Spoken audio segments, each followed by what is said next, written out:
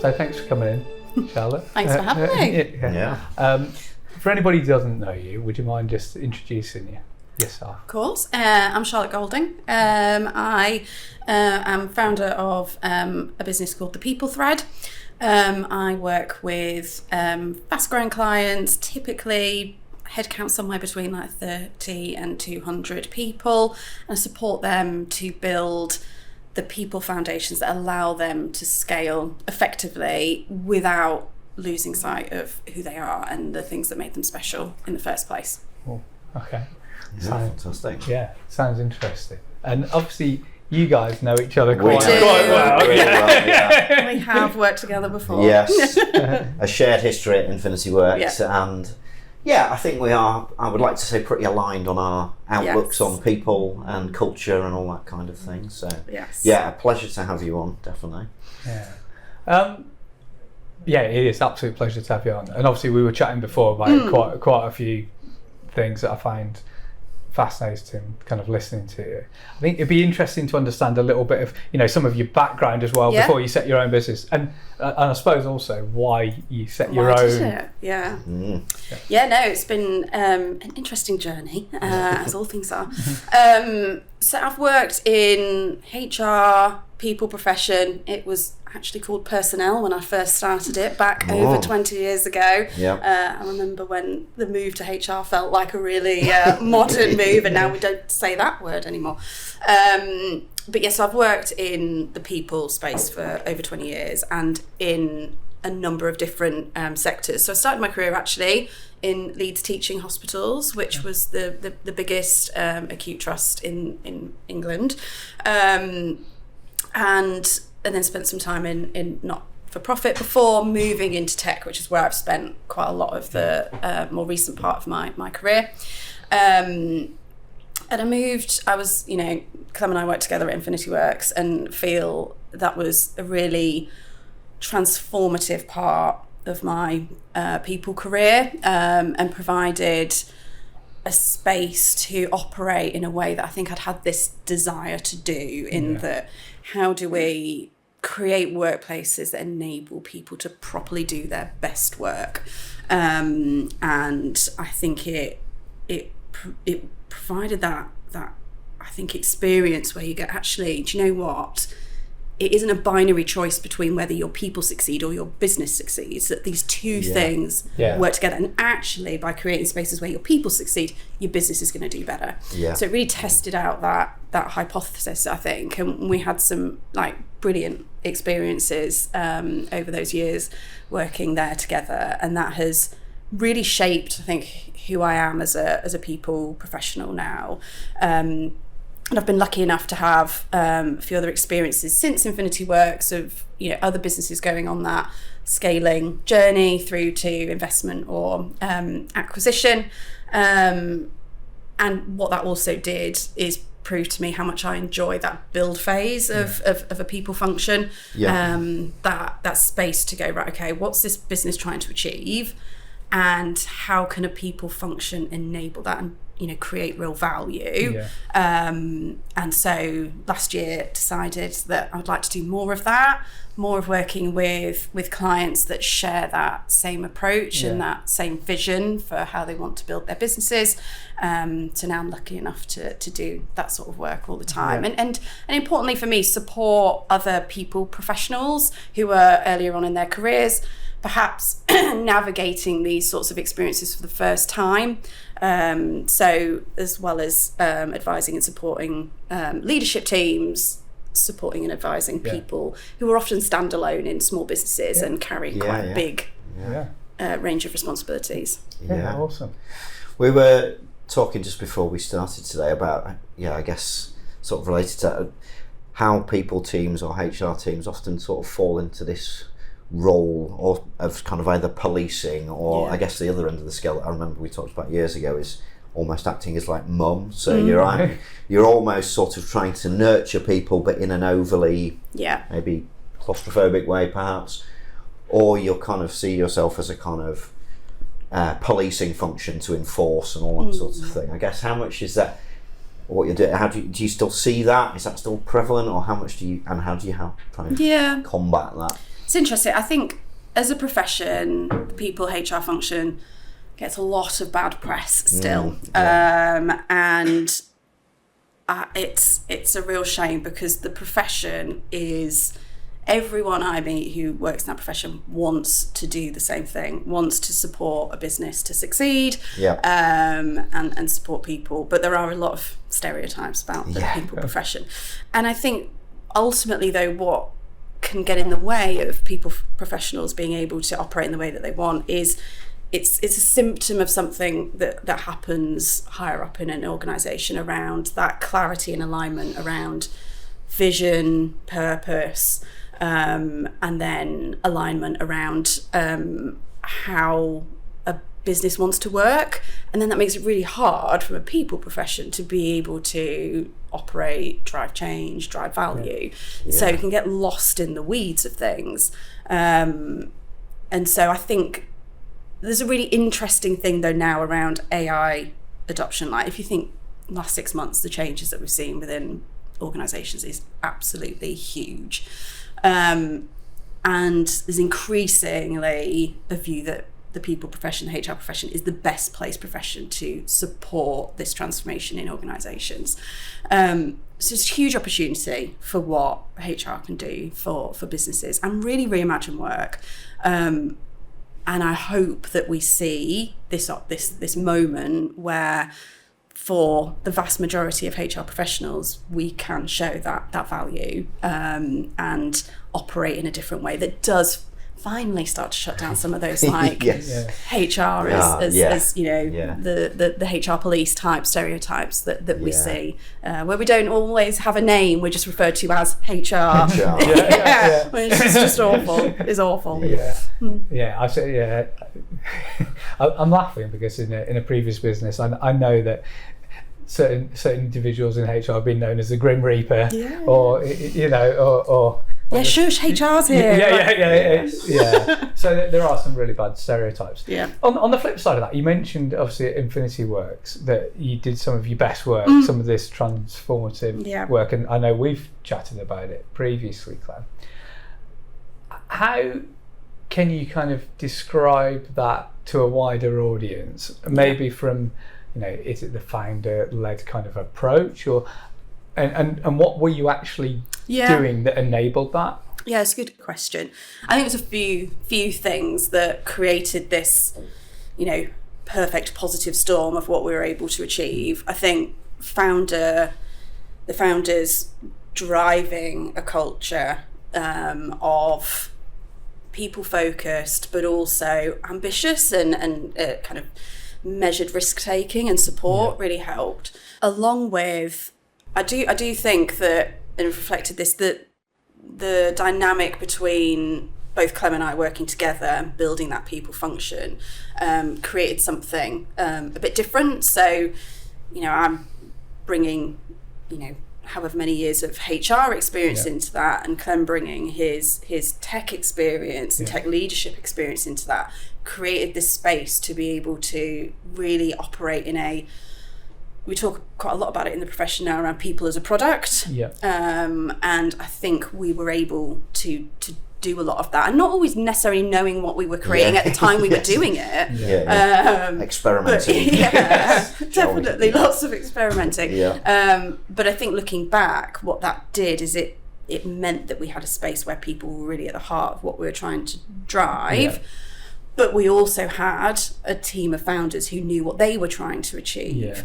And I think one thing that really helped us with that, what I see sometimes is a view of, I need HR to fix culture, which is problematic because culture isn't a project that we can run and tick off that we've done.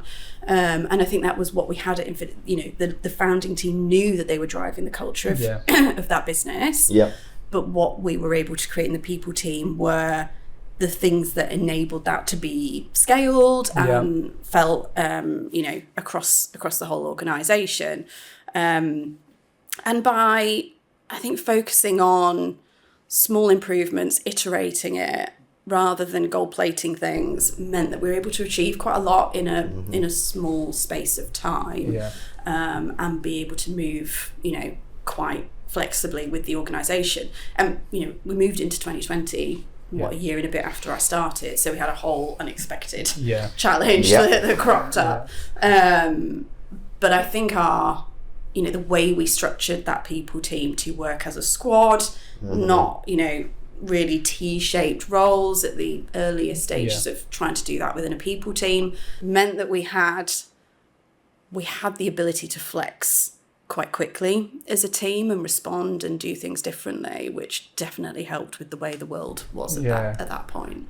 Interesting. And I know we've talked about this before, Clem, as well, probably off camera, but one of the interesting things he said to me was that the environment it is a consultancy, obviously, was now part of another business, but and often it's quite demanding from a client perspective, and so actually it does require hard work, often long hours, and sometimes people think that a good culture means it's quite soft and or nice and fluffy. Yeah. But we talk about this quite a lot, that actually being people centric and being people, it doesn't necessarily mean that at all. No. So it's just interesting to get your kind of take on that. Yeah, I completely resonate with that, and I think there is the word fluffy is used a lot around kind of people practices, and I think it goes hand in hand with the term soft skills, which I also really dislike, because in reality, those behavioural skills that we talk with, that some people refer to as soft skills, are some of the hardest ones to develop, to show,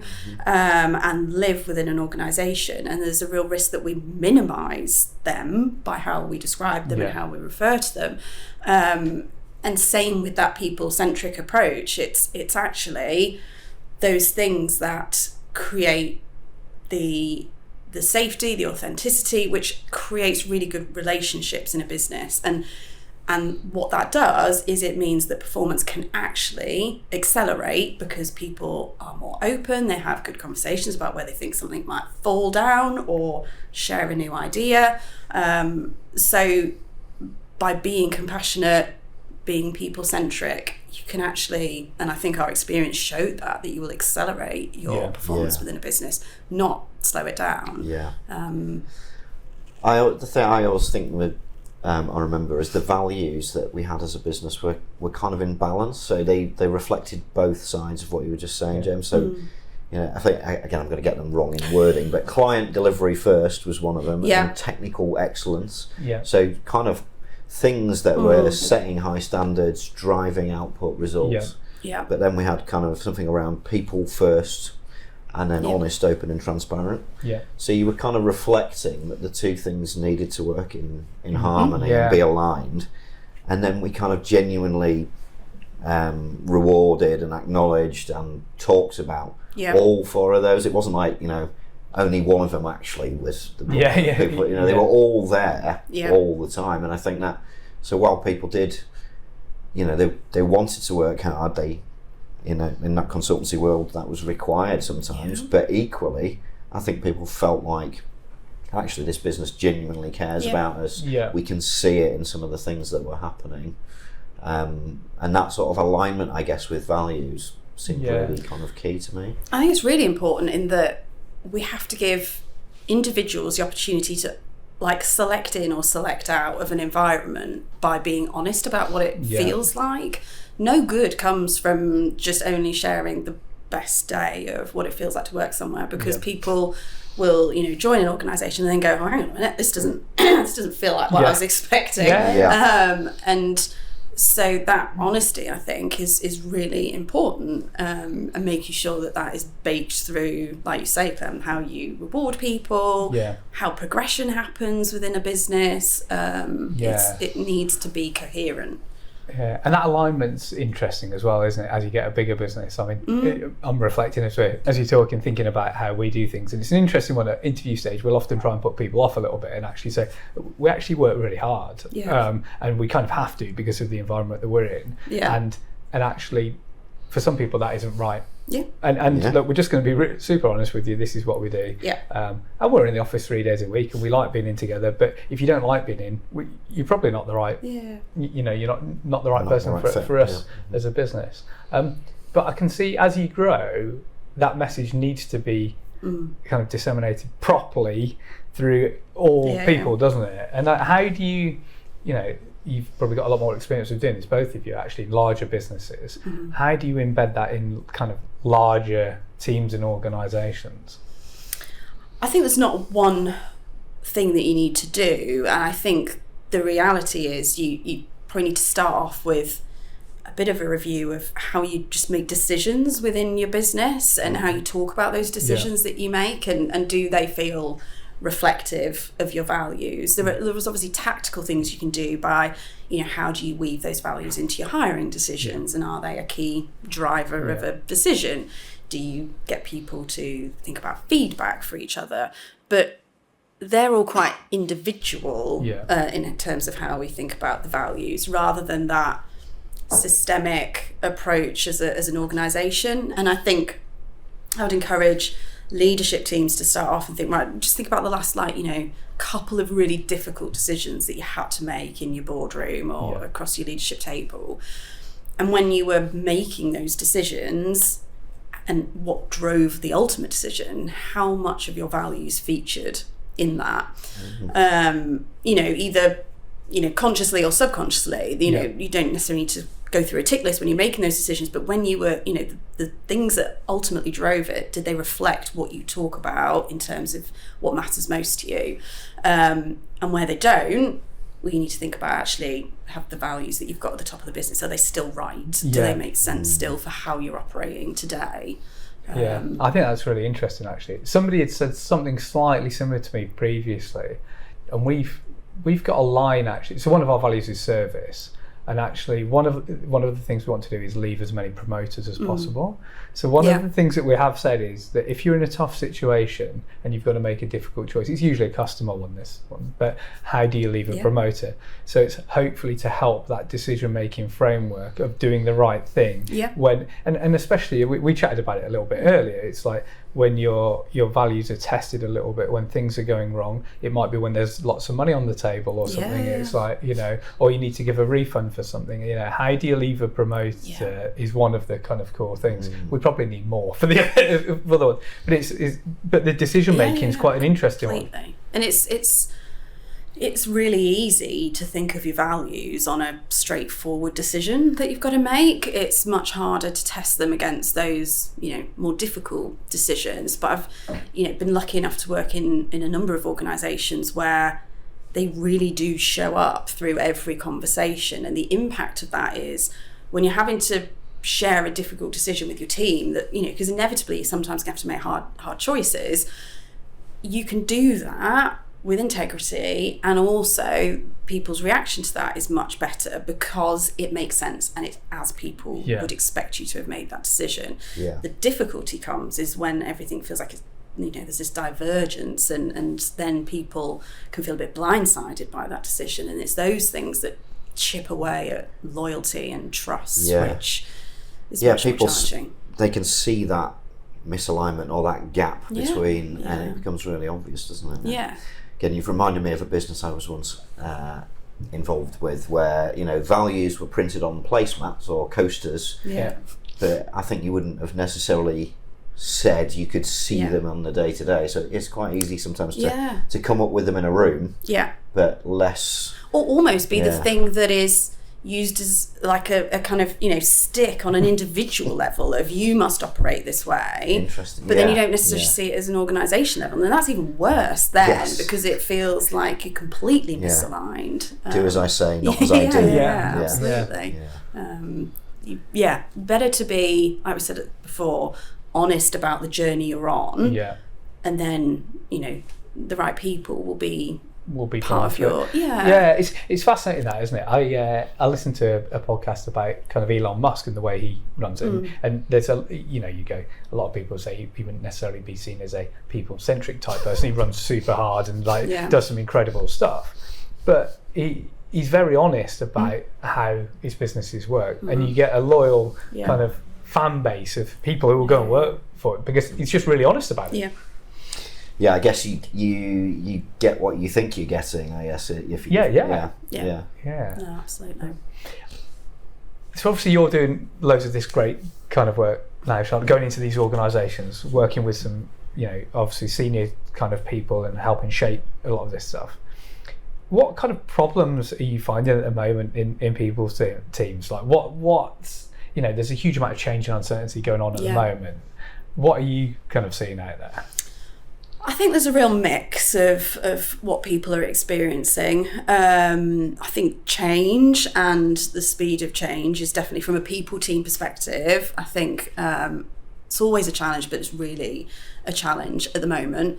And I think there's a lot of focus around how we adopt tooling at the moment when we think about AI. But there is, I think, work around what are our ways of working? How do we ensure team cohesion? That's lagging a bit further behind, and I think we need to try and keep ahead of that as best as we can. And our definitions of what AI fluency means in our organisation today, if you think about that compared to even only 6 months ago, is just unbelievably different. And so that requires this real change approach, and how we take our teams on that journey too. What's the experience for people working day to day, and how do we want that to look? And I think I mentioned before, there's this huge opportunity ahead of us to think about, we've worked in the same ways typically for quite a long time. Said before, we share a lot of views around things like performance reviews and the like. And we've got an opportunity to think, actually, how do we work now? What does this actually look like? How could we reimagine things? But the danger is things are moving so fast that we almost miss that opportunity and get stuck in reactive work still. That stops us being able to be as strategic or proactive as we want to be. That's definitely a real challenge. And then I think the other part, and I see this as it's a constant, this isn't new, but I think it becomes ever more important as a people function, is how do we build the confidence and capability of our manager community within organisations, at a time where I think that community is just under increasing amounts of pressure. And I think we face a real risk of minimising the role of managers as we adopt AI, because we're seeing that role through only like a task management lens rather than a team cohesion and transformative lens.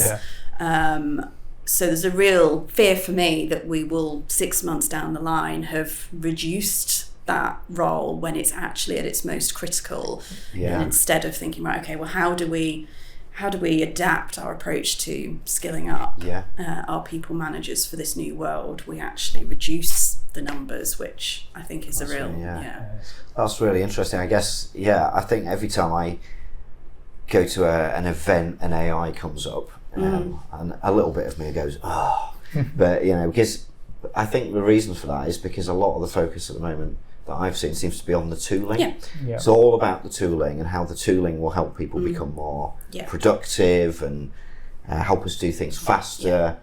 And that's really interesting, because I haven't heard anybody, I don't think, until you've mentioned it, talk about, well, what's the impact on leaders or managers or people that we also need to be thinking about, and how will that change?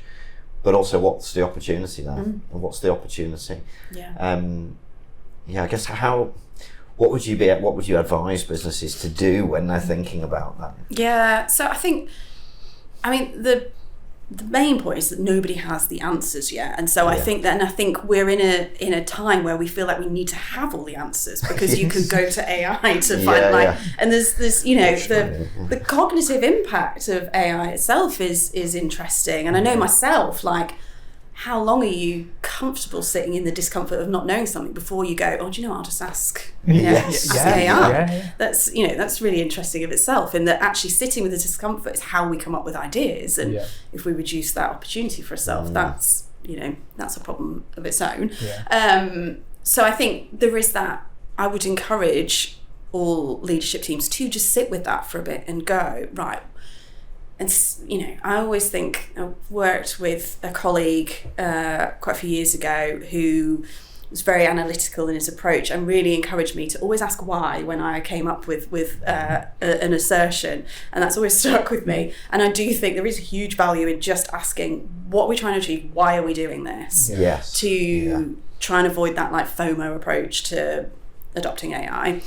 And then I think as a business, as a leadership team, if we can understand, okay, this is how we see AI adoption improving our business, improving performance, taking us towards our goals faster, I think the next step is to go, right, okay, well, how do we need to support our people on that journey to deliver what we need to do? It's, that approach to people strategy we still need to do, but through a very different way of working.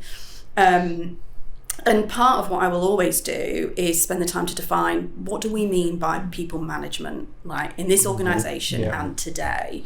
And so often we don't do that, and we just, we make somebody a manager because they were great at their job and just expect that they're going to know what managing someone means.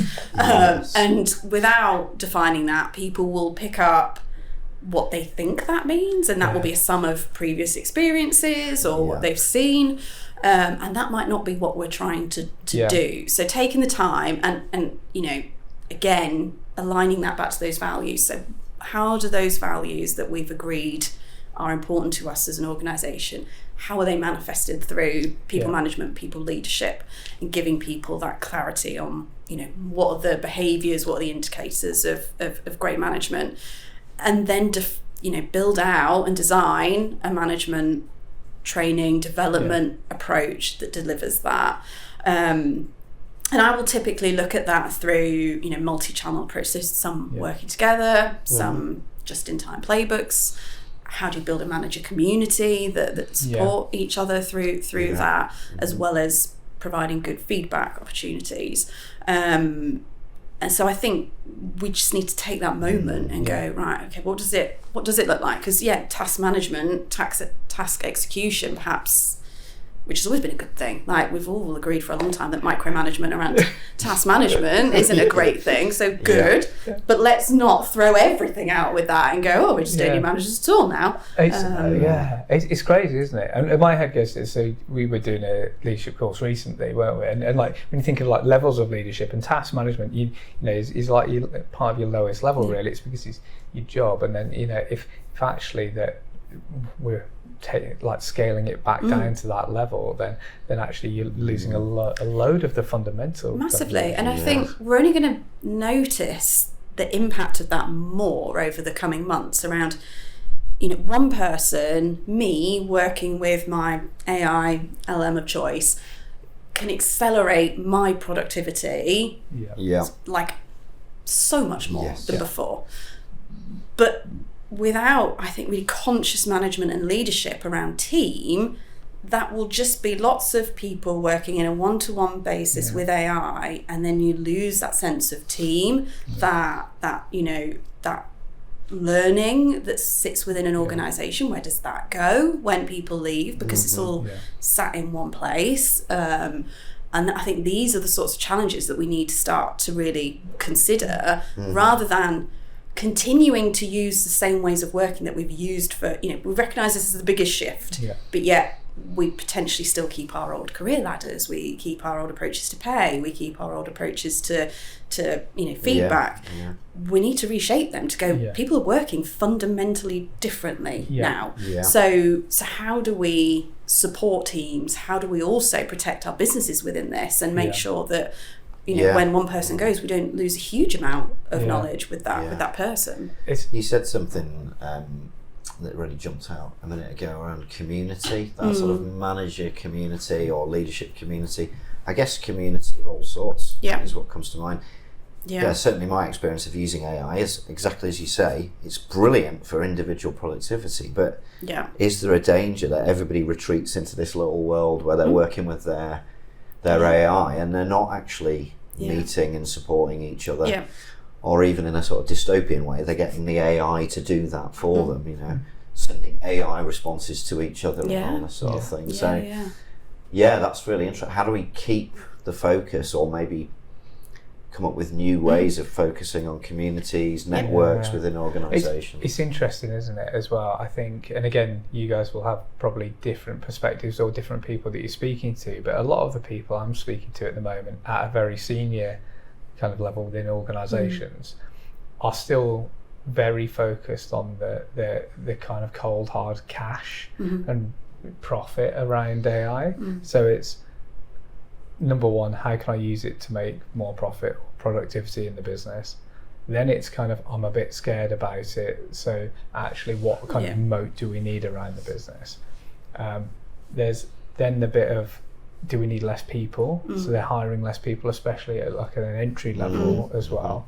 And there's very few conversations I'm hearing about any people at all with it. And I think it's really important that we don't see it as talking about the people or your profit or success as a business, because these two things are going to, and there's a, you know, with that acceleration of your productivity comes, you know, people, there's an excitement about it. You can achieve things in a day that previously you couldn't have imagined doing for months, which is exciting. But it also creates huge amounts of context switching, like not had before. And so there's this sustainability part of it that I think that manager leadership community is really important in shaping, because the risk is, at the moment, individuals within your team are, you know, accelerating their productivity. There is, you know, we can increase profits, but we want that to be sustainable. Otherwise, in, you know, 6 to 12 months, that will dip back down. So I think the best organizations will see that connection between people, performance, and again, not see it as a trade-off, but actually that investment today around how your people work, how they use AI, is going to be the thing that keeps your performance sustainably high, rather than dipping when actually that individual, you know, burden becomes too high. It's interesting. Is that are we at risk of kind of AI burnout from kind of increased cognitive load, context switching, higher expectations of productivity? That's exactly what I was going to ask about, and it is interesting, isn't it? So you, with the higher productivity, you might get the higher cognitive load, the more burnout in it. But also, if you flip it the other way a little bit, it might go, so it might reduce your cognitive load, like you say. Actually, you know, are you not thinking through these things? Are you relying on it? And then actually, does it take away? We don't, the new ideas, where do they come from? And that kind of space needs to be created intentionally, I think, to continue to have that, because otherwise we just are cycling through the same things, aren't we? So of all the businesses you're talking to, in reality, how many people are, like, as a percentage, are actually thinking like you're thinking now versus kind of not an old school, or not even getting anywhere near it? Hard to, I think businesses are at really different stages of adoption across the board, and I've had this conversation with people that it's easy to get into a little bit of a bubble of the sorts of organisations you talk to, and miss the fact that actually for a lot of organisations really early in this journey, and it's you know, there's a lot of road to go. I think this work, though, around what is how does the people function, leadership create longer term sustainable value, is at the earlier part of that. And as a people profession, you know, people are learning as they go as well. You know, this is the thing, everyone's learning how to use AI at the same time as trying to shape how it works within an organisation. So it's a huge learning curve for everybody. But it feels like these conversations are becoming more frequent. And I think over the, you know, coming months we'll you know, see organisations at the leading edge who are doing really great things, and we can learn from experiences. But I think there's a huge amount to go, and I do think we are, you know, if you think about the proportion of conversations, it's still a lot tooling based rather than ways of working, culture. And I think the thinking around what does this mean for things like career progression, pay, that's really early. But again, I think the best organisations will get in front of that and go, right, okay, how do I start to operate in this, you know, very different sort of world? And how are you finding the interaction with AI from a people perspective versus AI from the kind of tech and IT side of things, kind of running it within businesses and the interplay between that? So in terms of how organisations are managing both of those things, I think there is definitely an increase now in organisations where their people team leadership is driving AI adoption. Definitely seeing, only a few months ago, there were a couple of, bigger organisations that came out and said their, chief HR officer was leading it, and it was a bit of, that feels like that's become much more of a frequent thing now, and that there's, HR driving some of that change is happening. So that's great. I think that will continue, hopefully, to be the case as we kind of move over the coming months. Yeah, it was interesting, and I haven't heard. I must have missed those, but it was interesting to hear that. So obviously, coming from a tech recruitment and kind of tech coaching kind of background, most of the people I speak to are in tech. So actually, if we're getting requirements through or speaking to people about AI programs, it's usually on your CIO, CTO, head of data, whatever. So it's interesting listening to it, and it makes a lot of sense. But I just haven't really had those conversations. I mean, I see that's really positive, because so far, similar to you, I guess the people who I've heard talking about it, like the CTO types, and they're thinking about it from a point of view of how do we write code faster? How much are the tokens going to cost? What's our data security implications? It's all these kind of things. So to actually have people thinking about it from a how's this going to support our business to do well thinking about the people and the impact on the people.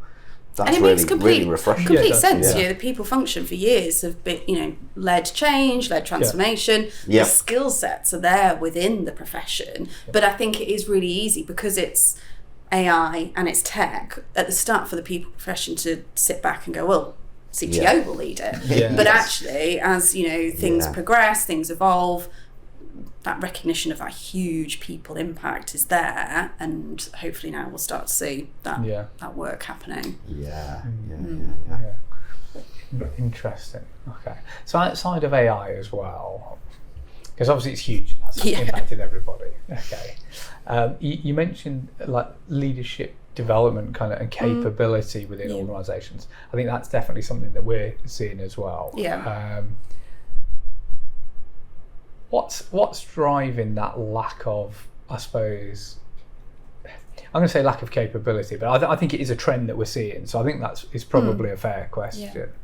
What are you seeing that's kind of driving that, do you think? I think there's a few things probably. I think this isn't a new challenge, and I remember when we worked together, Clem, had lots of conversations around what does people management look like? What are those skills? And for a long time within organisations, we have seen someone who is exceptional at their technical role and then said, well, no, you can manage a lot of other people who do that same role, without really giving pause to what are those skill sets that you need, and whether that's the right shape for someone. And that has continued for a long time. We do that, and I think there's been a lack of manager support in place for a long time, and there are there's stats out there that I've read recently about how infrequently people get that development within organisations, and I don't know whether I fully understand why that is the case. I could hypothesize about what some of that is. I think time is a challenge, and that's definitely if the development of that community of people is going to the HR department, time is definitely a challenge. HR departments are typically pretty time poor, and end up the huge amounts of reaction work that happens can stem that proactive approach to trying to fix that. Spend. I think there can be sometimes a tendency to, when you start to talk about leadership development, that you think about a massive program that's really expensive. And a lot of the conversation I will have with clients is actually, if you just focus on what does management mean, and then how do you skill people up to have a really great one-to-one, that on its own will actually show a real improvement. If every single person in your organisation is, having consistently and predictably a monthly one-to-one that focuses on their career rather than just ticking off have you done all your job, a task update, you will definitely see benefit from that. And so I think starting small is a good thing to do, but often that's not actually what happens, and so then nothing happens, which is that that problem. It's interesting, isn't it, listening to you? I do wonder as well. So you're clearly really passionate about the transformation and actually the positive impact that you can have on people, which then kind of leads to great business as well, and great workplaces. And I am as well. I don't know you are as well. That's why we're having this conversation. But I do wonder, I don't think a lot of people necessarily think in the same way, and therefore they don't necessarily see that the investment is a great investment that is really going to kind of shift the needle on how well the business kind of operates. And so it sometimes gets left, and often, I don't know, it'd be interesting to get your thoughts on this on when you're brought into organisations, but I find when we're brought in to do coaching or leadership stuff, you get kind of two folds on it, really. I think you get a burning platform or a problem, and someone goes, right, we've got a real problem, can you come in and help us fix the problem? Or you get the other person who's maybe a little bit like yourself, who goes, we truly believe in this way of operating, and we'd like some help to come and become better. And so I think potentially that's part of it.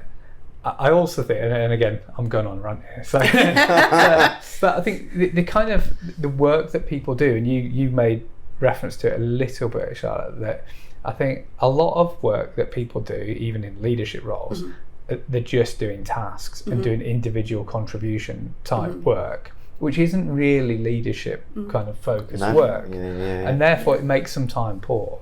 And there's loads of things they might not be great at delegating, they might not trust, or you can go into a real variety of different things there.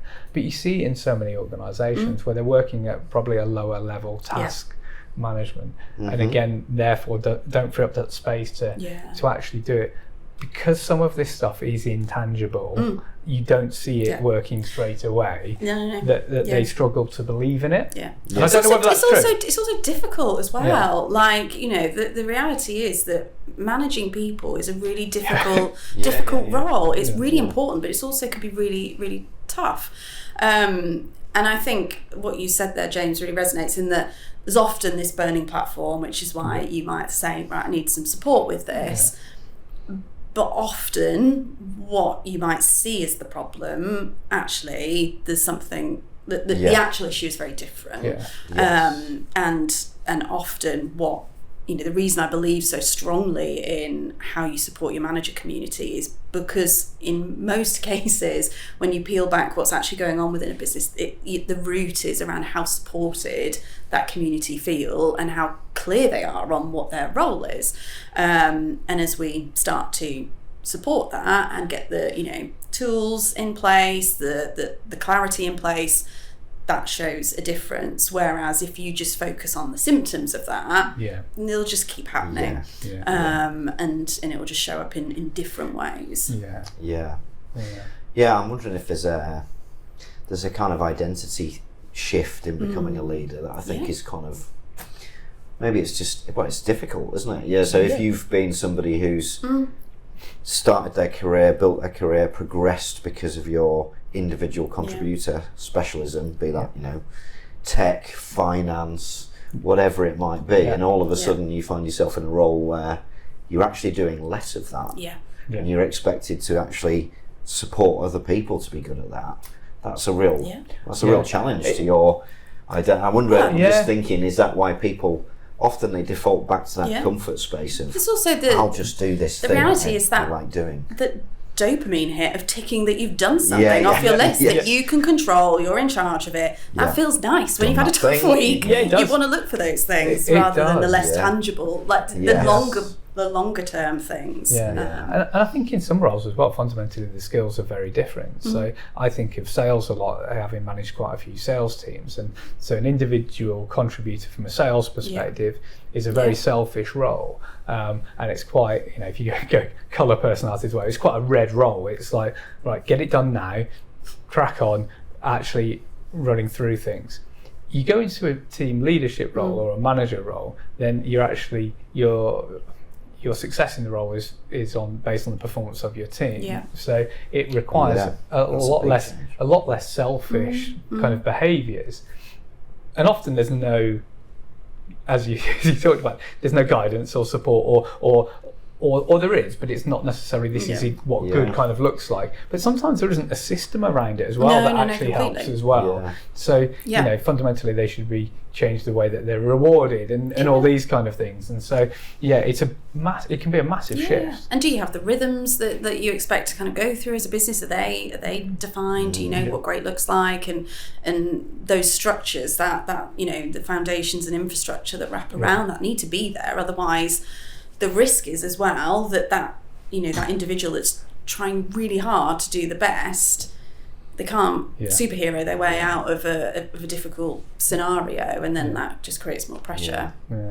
How much do you think senior leadership has a real kind of part to play in that? Because I guess when your example there, James, I'm thinking when somebody becomes a sales team lead, how clear is it that the expectations of that role are different from the senior leadership? Is there a gap where senior leaders need to be actually really clear that your role has changed? It's now not just deliver really good sales, it's you need to be supportive and develop your people, and that's different.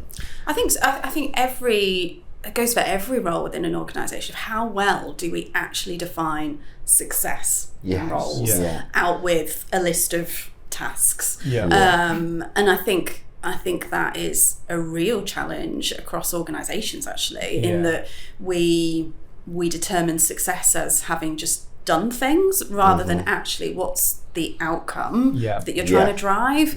And that's a real mindset shift, isn't it? To go, right, okay, wonderful, we can do all this work, but what's the impact that we're hoping that will have? And that is the same for managers, leaders, of what are those things that you are hoping to see will shift, because then you can start to write, okay, am I actually doing that, or is there something else going on? And that's interesting as well, isn't it? And I think in more mature organisations you certainly see it, certainly like if you went back to the sales kind of example, in more mature organisations you definitely will see it.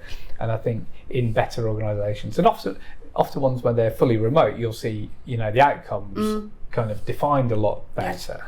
But I think, again, weaving a bit of AI back into that as well, we're going to need to shift to that kind of way a lot more, because if we're just doing tasks, well, soon AI is going to be able to do all of them. And how do you can't define think about old job descriptions that we'll have seen. Like if you tried to write a job description in February this year, like it probably doesn't really make much sense even now. So we really need to stop thinking in that sort of way, and instead, and I think in a smaller organisation even more important, because what's the problems that you want this role to solve, and how are you going to know that those problems are being solved in the right way? And actually that's better when a role is more fluid and you need people to flex, but it requires a just fundamentally different way of describing that for people. I've got so many questions off this. But I massively agree with you. The first one I'm going to ask, so operating models, business operating models.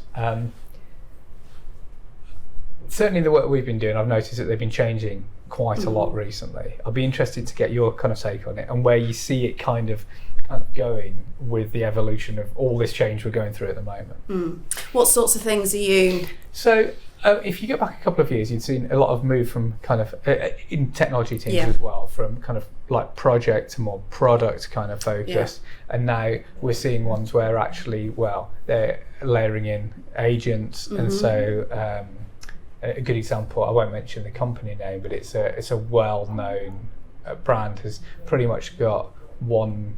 So they're a well-known brand that advertise on TV, so you'll know. Their marketing team is now one fractional CMO, one kind of marketing manager, and the rest are just agents. And we're seeing that in certain organisations, in bid teams, and quite a lot. And we're seeing organisations that are selling agents into businesses now, like a recruitment company. So it's changing at pace.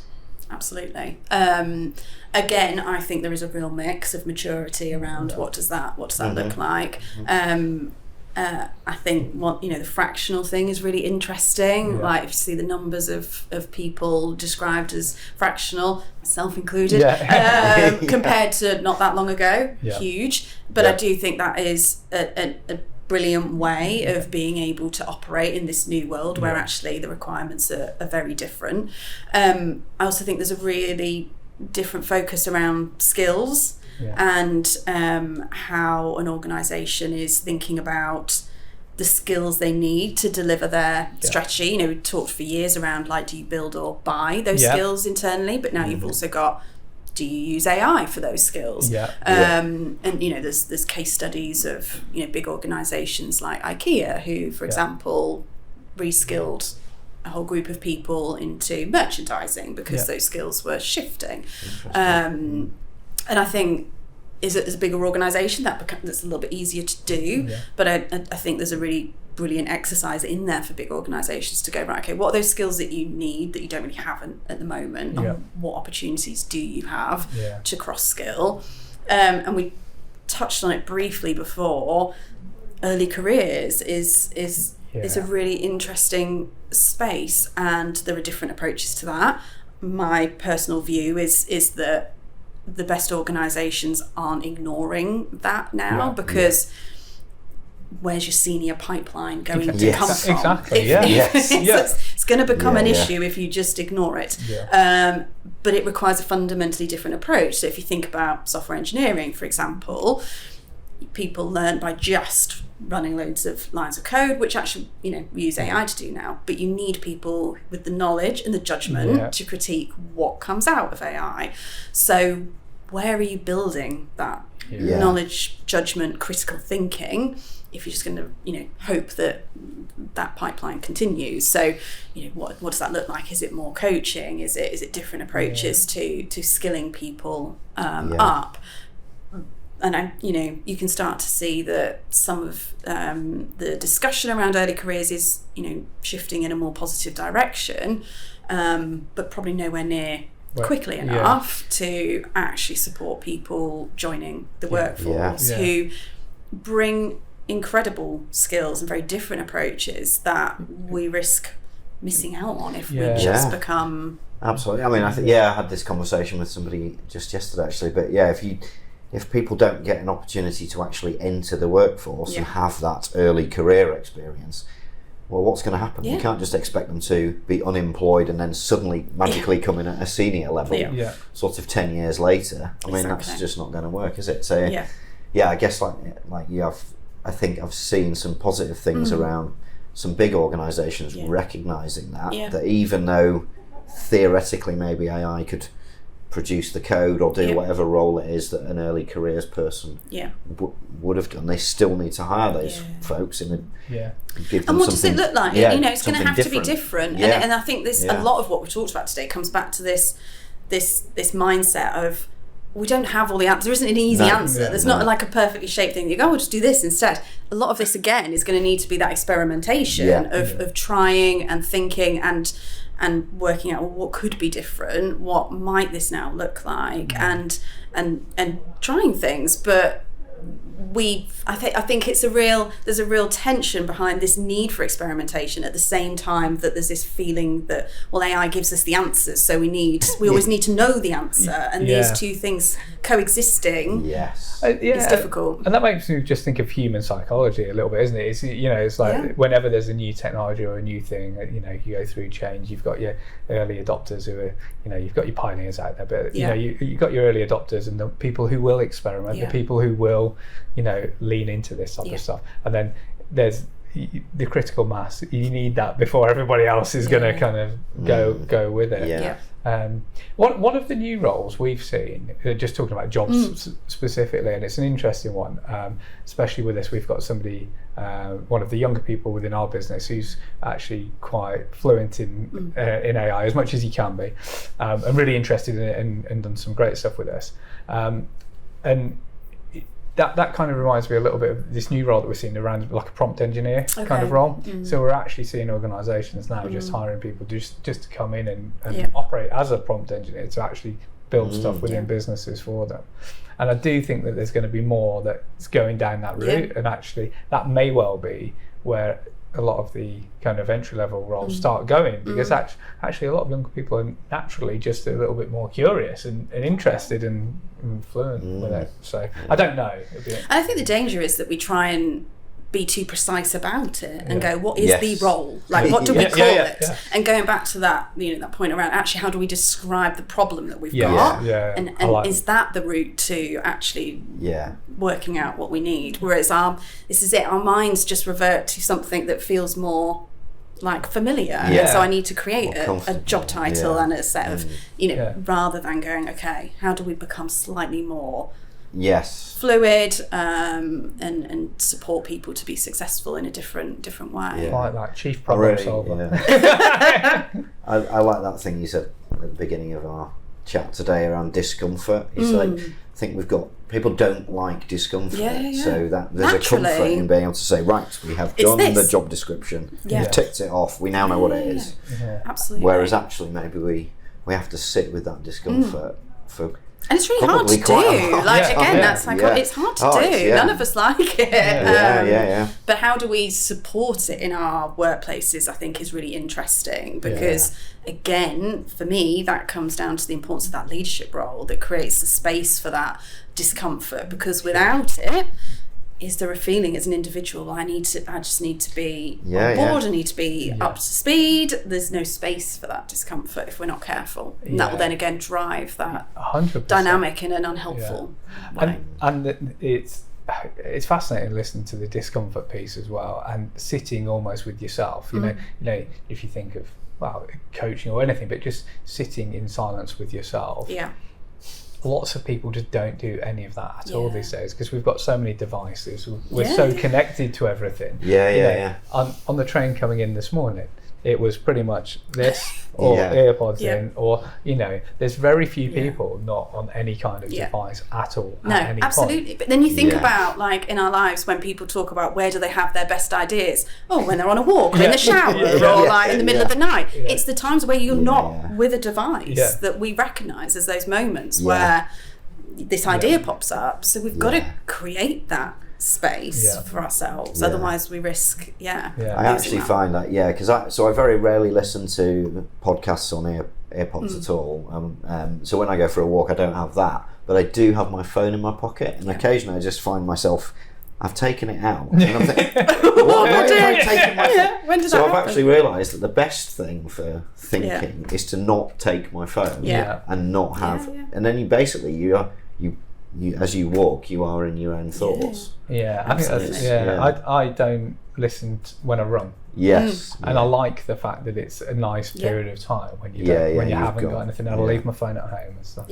Absolutely. So I think how can leaders create some of that sort of space within our organisations for the human ideas and human to human collaboration? I think it's going to become ever more important, and those organisations that do it will, I believe, find themselves more successful in the long run. I like that as a concept as well. It's an interesting one, and this is going a little bit woo-woo, but I like it. So I quite like meditation and yoga, and I actually think it's been really powerful in a lot of things that I've done. Don't necessarily talk about it all the time, but we talk about it in coaching sometimes, and with certain clients, certain people like to do certain things. When you talk about the space piece, my mind kind of went there a little bit. I'm going, how do we implement this into businesses? What how do we actually do it? What does it look like? I don't really know, but it's just it's a fascinating kind of thought, and it also went to a little bit. So my eldest is 10, and there's a lot of talk around kind of first phones and like schools banning phones and actually, but it's being recognised a bit, hasn't it? So I think there is a little bit more of a movement towards it, but it's like how as businesses how do we unplug and do this? I don't know. Maybe it's mindful walks or something. Like walking meetings. I think you have to. I do think you have to intentionally curate those moments and think about what they look like.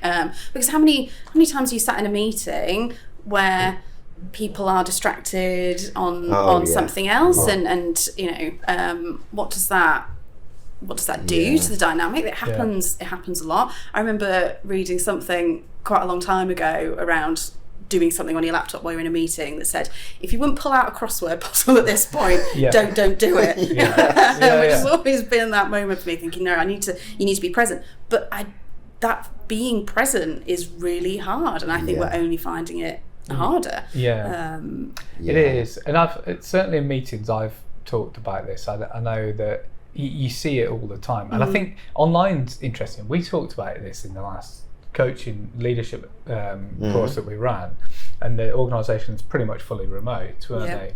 And they were saying that actually, how do you notice if someone isn't fully present when it's remote? And that actually distractions, probably when you're remote, distractions probably get you a little bit more than they do if you're in the room. For sure. Because in a room you're a little bit more conscious of the fact that if you're looking at your phone, something might pull you up on it. Absolutely. But it's always really easy to tell when you're facilitating something that's happened, and it's really tough, isn't it? And it shifts the dynamic again. Something else you said, so we were talking about, you talked about teams of the future and this type of thing, and one of the things that you were talking about is these kind of fluid roles, and I love the idea of this kind of fluid role. Maybe no job description around it. Then my mind naturally, as a kind of recruitment person, went to so how do you interview for these type of people? And one of the things we're finding with interviews and AI at the moment is that all CVs, not all of the CVs, that's completely untrue, but a lot of CVs are being written by AI now as well. So it'd be interesting on your take on kind of on recruitment. Where does it go? Hiring. It's really interesting, isn't it? So I've been spending a bit of time thinking about this at the moment, and what does that look like? So a few thoughts that spring to mind.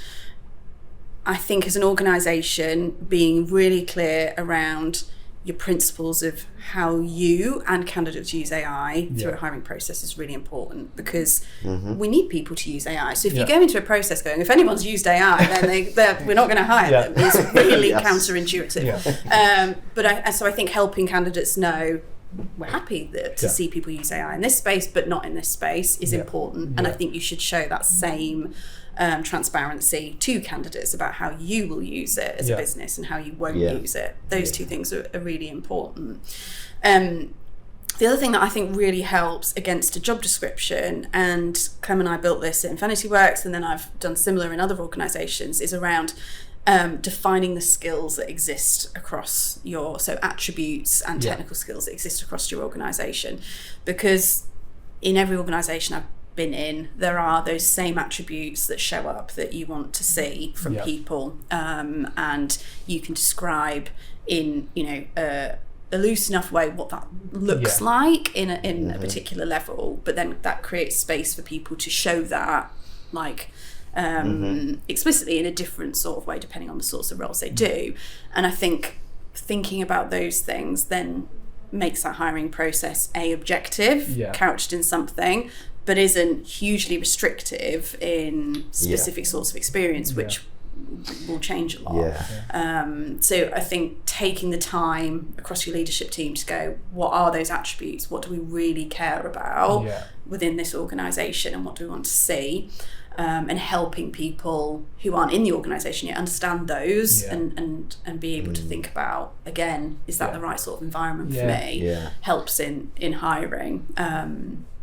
You've made me think there of it, I guess, of that the practice of having a number of years experience always seems to me to be a little bit lazy in a way. It's almost like it's going, 3 to 5 years, Yeah.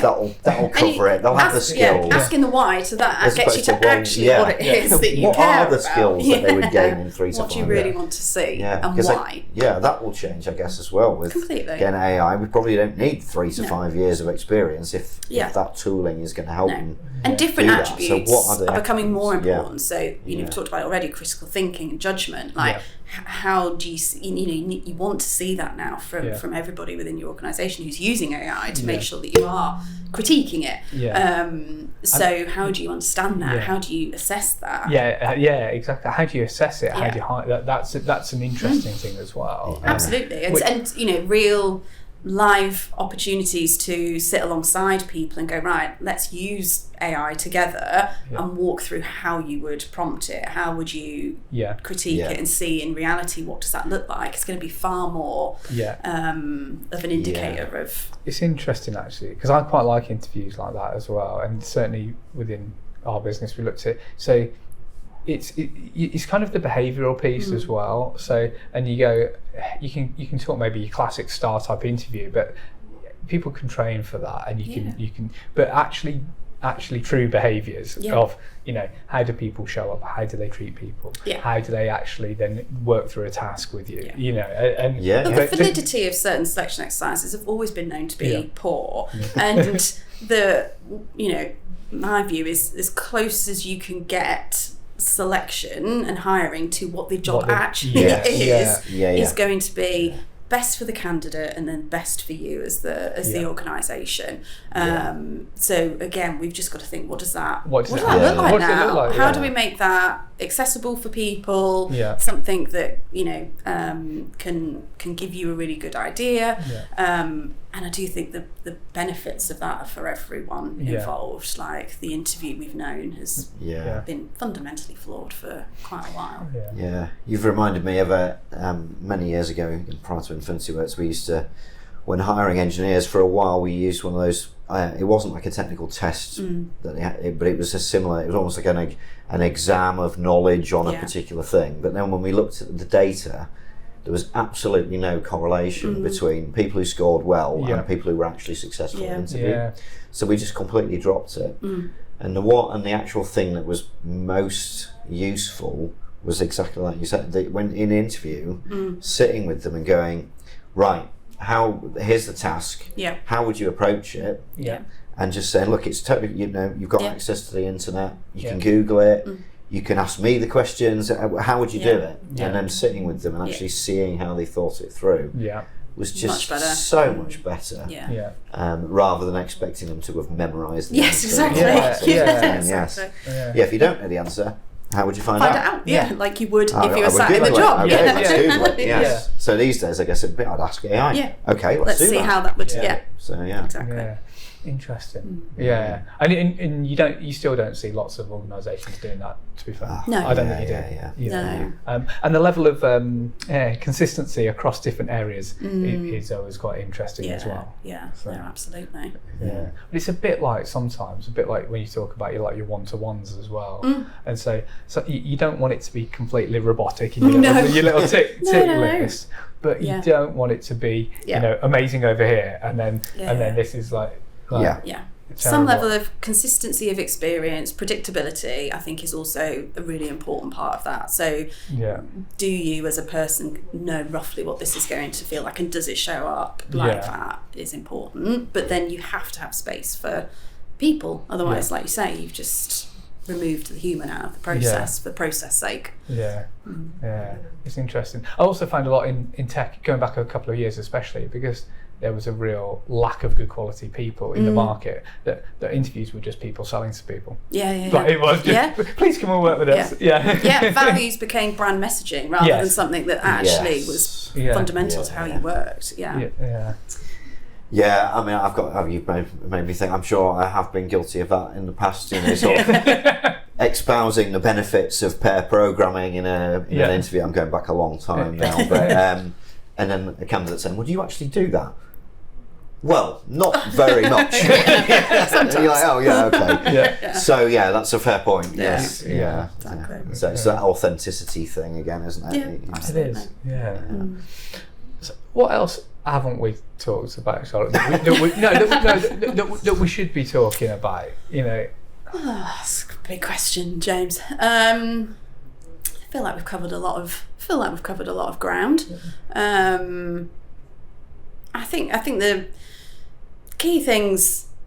Well, there's so many things, but I think if you're a leader in a business right now facing all of this change and thinking what happens next, I think one thing I would encourage leadership teams to do is just take that step back and go back to that why as a starting point of what are you trying to achieve as a business, and have you got the people strategy in place that is going to deliver that, and seeing that as that creation of value for your business rather than the thing to just put on top of your business strategy. It should be fundamentally woven into how you operate. And then supporting your managers, people leaders with helping them understand what great looks like as a starting point. And then working out how far away from that are you at the moment? Where's the most impactful thing you could do tomorrow that supports your people and your business. And I think the thing that's come up a lot is that getting comfortable with what we don't know, and that's okay, and that's actually where our best ideas come from. And definitely conversations giving me pause around how do we build that, what does that look like, what are those tactical things that we could do that make sure we protect that space, because actually you could see that discomfort could grow ever greater if we don't face into it. That's awesome. So I think that's a good way to leave it, but I wholeheartedly agree with you, and it's been awesome listening to you. I think it's made me go, well, if I ever need any help with that, I know where I'm coming. But that real thing of actually seeing that people as a real asset, and actually this is what's going to help you grow your business. And I think that so many people just are leaning away from that at the moment when they should be going the other way. And one of the things I focus on is, particularly in the people space, there's a tendency to feel like I need all the things in place, whereas actually, how do you focus on building the right things first that are going to have that impact? Because you don't need everything. You just need, depending on where you are right now and where you're trying to get to, you need to be able to identify what the best things are to focus on today. And that can be hard when you're in it, which is where the benefit of having someone objective come in to see where those gaps might be, and then come up with a plan of, because you can make change really quickly. I think the reality. It doesn't have to be huge, but you just need alignment on where you're trying to get to as the first port. Cool. Brilliant. Thanks for coming in. Thanks for having me. I've really enjoyed it. As well. It's been really good. Yeah. Thank you.